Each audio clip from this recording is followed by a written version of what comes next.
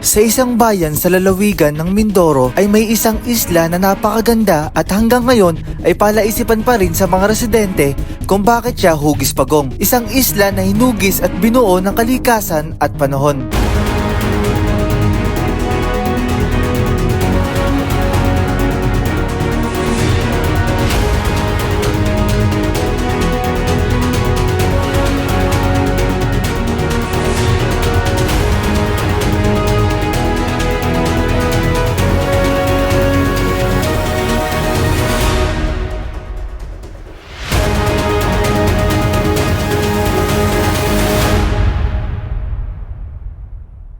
Bago namin marating ang Turtle Island ay kailangan naming sumakay ng barko papunta sa Calapan, Oriental Mindoro. At mula Calapan ay kailangan bumiyahe papunta sa bayan ng Pola. Mula sa isang barangay dito sa bayan ng Pola ay kailangan sumakay ulit ng isang bangka para makapunta sa Turtle Island. So guys, sa wakas sa mahabang biyahe natin mula Batangas City ay nakarating tayo dito sa Tagumpay, sa bayan ng Pola. At mula dito ay kailangan natin sumakay ng bangka papunta sa sinasabi nilang Turtle Island o mas kilalang Tuhod Island. So guys, tara, samahan nyo kami. Let's go! So guys, ngayon nasasakay na tayo ng bangka at sasamahan nga pala tayo ni Kuya Eman sa pagpunta sa Turtle Island.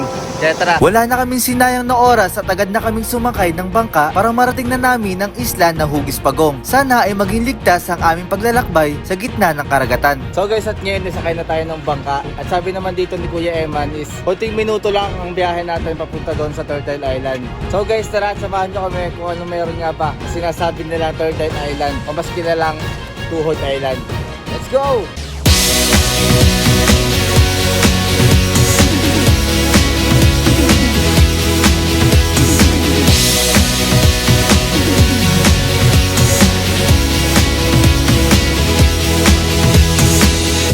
Habang lumalapit ang aming bangka sa isla na Hugis Pagong ay hindi ko maiwasang mamangha hindi lamang sa isla kundi nakaagaw ng pansin sa akin ang napakaganda at napakalinaw na tubig sa dagat na malapit sa isla. Malapit na naming marating ang isla pero nang sinabi ko sa bangkero na dumaong kami sa isla ay nagulat ako sa kanyang sinabi.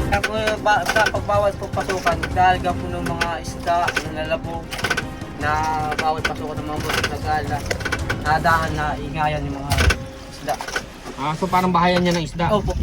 Kaya bawal daungan ng Daungan bangka? ng bangka po. So ang pwede natin gawin is Iikutan lang. Ikutan na lang po natin yung isda na para makita natin. Opo. So yun guys, sa kasamang palad is hindi tayo pwedeng lumapit doon sa isla. Pinagbabawal pa lang pupunta o lumapit doon. Kasi siya daw ay talagang bahayan ng mga isda. So kaya pinagbabawal ng bayan ng Nauhan na lapitan ang islang yon dahil baka makabulabog tayo ng mga naninirahang isda na naroon. So guys, ang magagawa lang natin is kailangan lang nating umikot. Ikot lang tayo ng ikot. Andito lang tayo sa bangka tapos iikutan lang natin yung ilasabi nilang isla. Hindi namin nakalain na bawal palang lapitan ng isla na ito dahil iniingatan nila ang mga isda na naninirahan dito. Kaya ang magagawa lang natin ay umikot sa paligid itong isla at pagmasdan ang ganda nito at makikita nyo talaga dito na Hugis Pagong talaga siya. Sobrang ganda at sobrang linaw ng tubig. Parang higanting pagong na natutulog ang isla. Wala tayong magagawa kundi sundin ang batas nila na bawal lumapit sa isla dahil kailangan din nating alagaan ang mga naninirahang isda dito dahil isa ito sa hanap buhay ng mga taga rito. Guys, ito na sinasabi natin Turtle Island. Yan. Ito na yung pinakamalapit na pwede natin lapitan.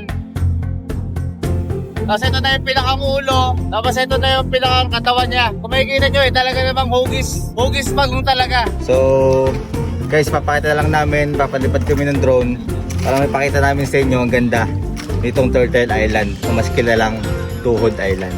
Hindi man namin nalapitan ang Turtle Island ay naging masaya pa rin kami na makita ng malapitan ang isla at malaman na ito pala ay isang iniingatan na lugar para sa mga isda na naninirahan dito.